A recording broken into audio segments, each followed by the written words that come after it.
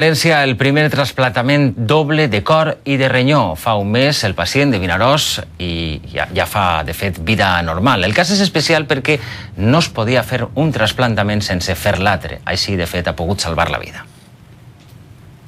Xavier va patir un infart poc abans de l'estiu i necessitava un cor nou.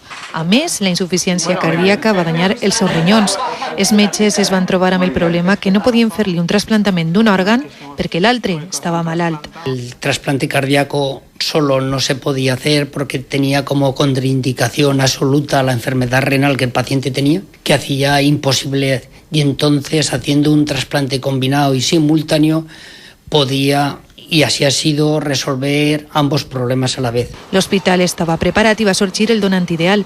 És el primer que es fa d'esta classe a la Comunitat Valenciana. Enfermo como este de Vinaròs, que tiene una parada cardíaca, que se reanima, que cuando llega aquí no sabemos si a nivel neurológico está bien, que al final se recupera, que se le trasplanta el riñón, el corazón y que esté perfectamente. Bueno, es que eso no lo tiene mucha gente en el mundo, ¿no? Xavier torna a recuperar la seva vida i està agraït tant al donant com als metges. Un mes que em van trasplantar i penso que ha sigut el doble transplant ha sigut un èxit total, radical, perquè estic molt bé.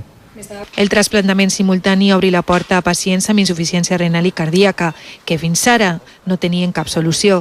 A més, millora la resposta al rebuig i evita fer passar els malalts per 2 intervencions molt greus.